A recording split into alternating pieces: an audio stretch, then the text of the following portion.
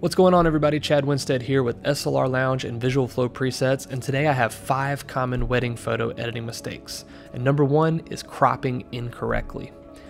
Now, there's a couple of mistakes that can be made here. Number 1 revolves around the aspect ratio. You want to be consistent with your cropping so all the images will display and print properly. Check this box and use the lock icon to always maintain the same aspect ratio as originally shot. Also, cropping has a huge effect on how your image is seen by the viewer. Is your horizon crooked? Well, check out the straighten tool or even the auto straighten tool here. Are there distractions in the background that could easily be cropped out?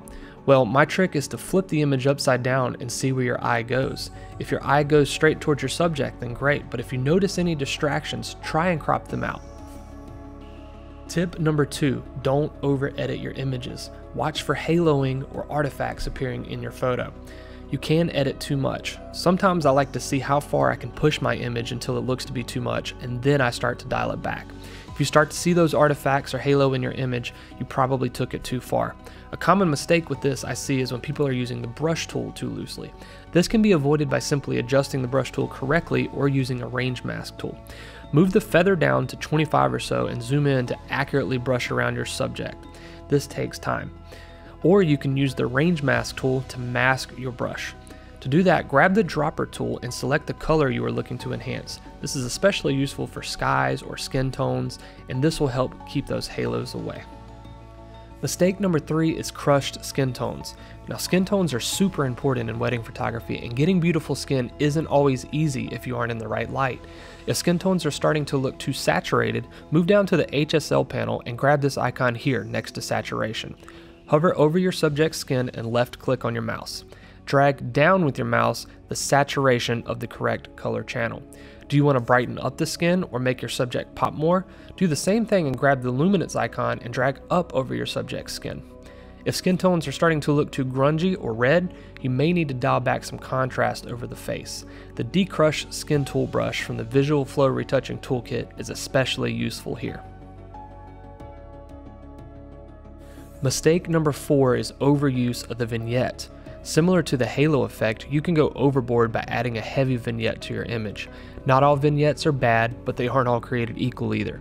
They should be used to subtly draw your viewer's eye to your subject. When your subjects are composed in the center, you can use the effects panel to create your vignette, but my recommendation would be to use a very soft feather and only go down on the amount slightly.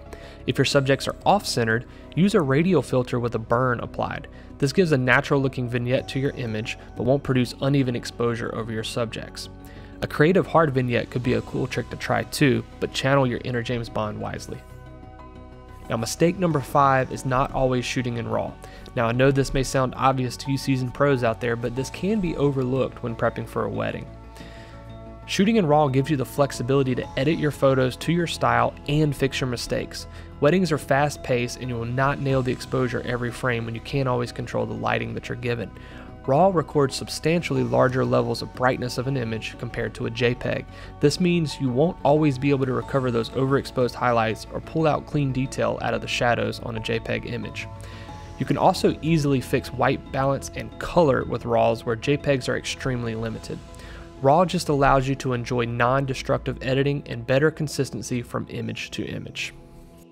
That's it. Those are 5 common wedding photo editing mistakes. If you like this content, please like and subscribe, and check out our Facebook group, Visual Flow Presets and Lightroom Education. We'll see you there.